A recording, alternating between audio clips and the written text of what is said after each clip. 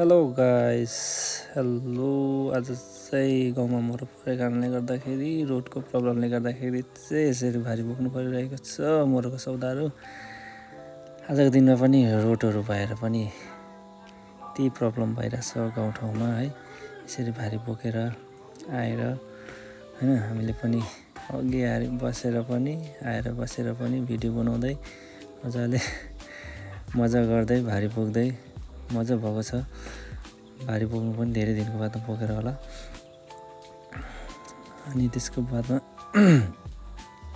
मौसम पनि चिल्ड है, मजाको भइदिरहेछ भारी बोक्ने खालके पारिदेखि आएको भारी बोकेर। अनि त्यस पछाडि चाहिँ ल अहिलेको जमानामा पनि सानो भाइ बहिनीहरूले पनि सामान धेरै भएको कारणले गर्दाखेरि पुरा हेल्प गरिदिएको छ। सानो नानी बाबुहरूले पुरा हेल्प गरेको रहेछ। एकजनालाई चाहिँ एकदमै साह्रो पर्यो बोक्नु, अप्ठ्यारो भएर। अनि कसैले चाहिँ 50 केजी पनि बोकिरहेको छ। हामीलाई 25 केजी बोक्नु पनि साह्रो पऱ्यो।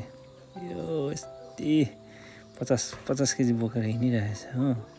सबैजना लङ टाइममा भारी बोकेर होला। रोड त बनाउँदैछ, रोड खराब हुने कारणले गर्दा यसरी बोक्नु परिरहेको छ।